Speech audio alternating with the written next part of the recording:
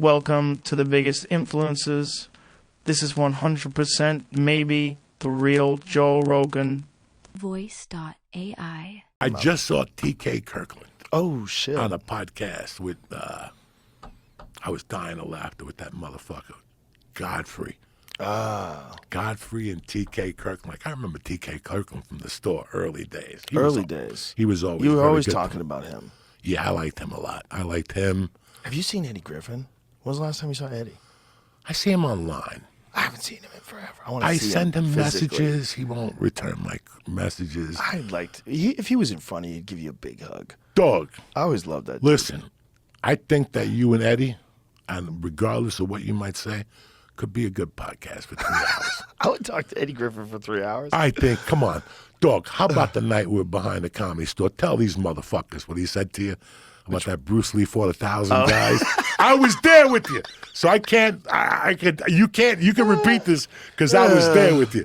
I remember we walked the Pink Dot. We walked the Pink Dot and you're like, I don't know about it. Remember, Well, he just loved telling stories. And it didn't even matter if the story was true.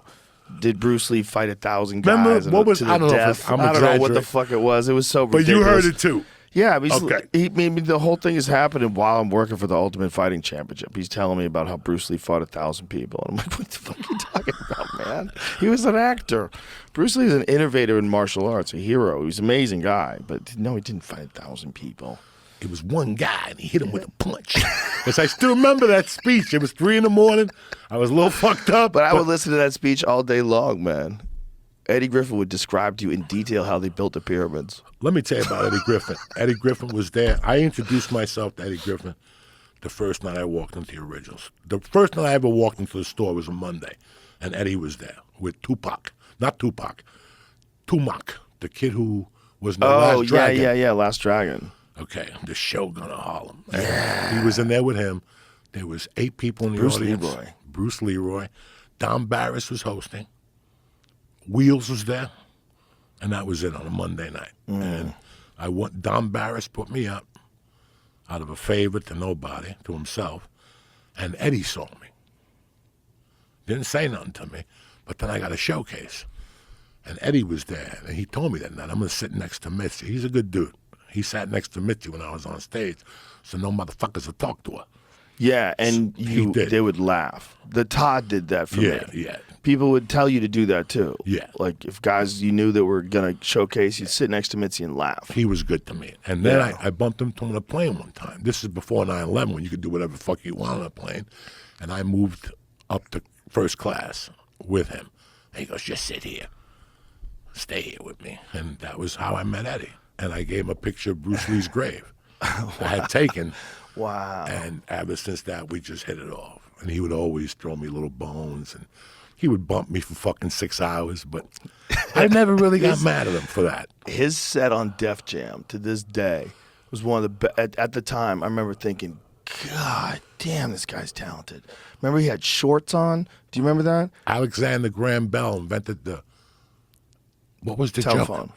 Why? Because he was doing coke. Yeah. Right? It'd go like, how high you got to be like, I want to talk to someone who's not even here. That was it. I want to talk to someone who's not here. That was That's the a line. great joke.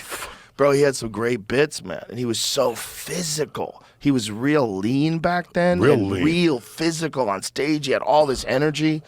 I remember watching it. I think I was living in New York at the time. I think I watched it on HBO, and I was like, holy fuck, is this guy good? You know who I studied a lot, who I was a fan of when I first got into comedy, and I'm a fan of them still to this day. I just saw he's doing a show. The brothers from St. Louis. The Wayans brothers? No, the other brothers. You're friends with the young... Oh, the Tories. The Tories. Guy and Joe. Oh, my God. Oh, they're great. Joe was the warm-up for Def Jam. We were coming up. Joe was the only guy that I ever saw kill and be yoked at the same time. This motherfucker would go on stage with like a vest on, built like Mike Tyson, just jacked, and he would kill.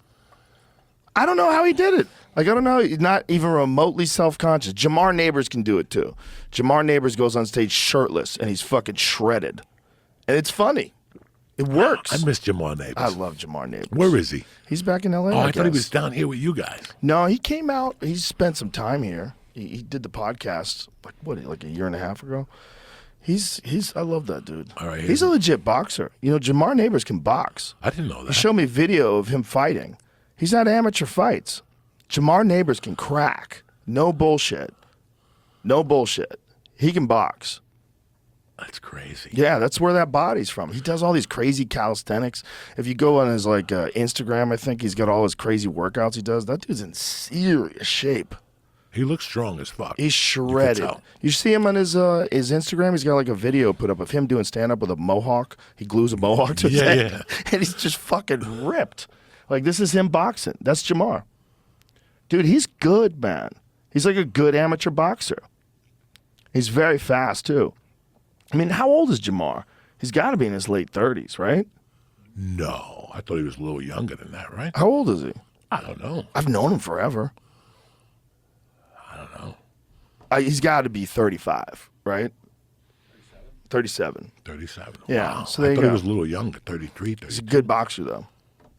So it's very rare that but Guy Torrey was the first guy that I ever saw that went on stage with like a vest on. I was like, what?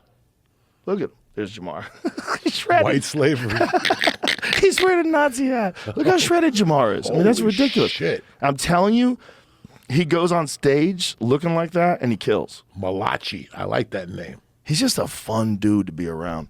But find Guy Torrey.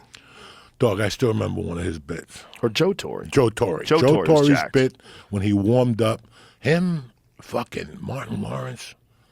That was a hell of a lineup, Dude, that was my worst bombings of all time when I had to follow Martin Lawrence at the store. Over and over and over again. And I'm going to tell you who the best performance Yeah, there's Joe. I'm going to tell you the best performance ever on fucking Def Jam. D.L. Hughley as a host. When he got a standing ovation. I never saw anything like that in my life. Yeah, how about... As a host, got a standing... ripped the fucking room apart. I will never forget that. Joe Torre, hey, ready for Joe Torre? Yeah. I got a brother who's one of those save the whale motherfuckers. But I'm thinking about getting a gun. I'm dying to shoot a motherfucker, man. I could see me with a gun hanging outside an ATM machine with a tuxedo on. Come out of the bushes, I'm going to shoot you. Something about fucking buying a gun, and he wanted to shoot somebody, so he would hang out at an ATM with a tuxedo on every night. I fucking loved that joke. And one night I said it to him, and he's like, man, I haven't heard that in years. That's great. You just reminded me. Him and his brother were good dudes. You ever think about dudes who didn't make it where you can't understand how? Like, where you're like, God damn, that guy was good. Like, what the fuck? I always use Reggie McFadden. Reggie McFadden is Where is Reggie? I do not know. I think he got into real estate or something.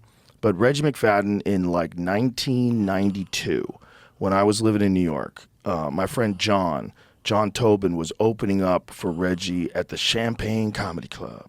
The Champagne Comedy Club was this dude who was hilarious, this old school black dude who owned it. He was like, no motherfuckers. Like, he had rules. He goes, you don't say the bitch had a big ass. You say the woman had a wide behind. And he would like tell guys how to talk comedy. But it didn't matter with Reggie because Reggie's act was clean. And I'm telling you, this motherfucker murdered. I was in this room watching him. John had gone up, he brought him up, and we sat and watched Reggie. And he murdered. I mean, to the point where I was like, I'm looking at the next Eddie Murphy. I'm looking at the next superstar. Like, this is a can't go wrong talent.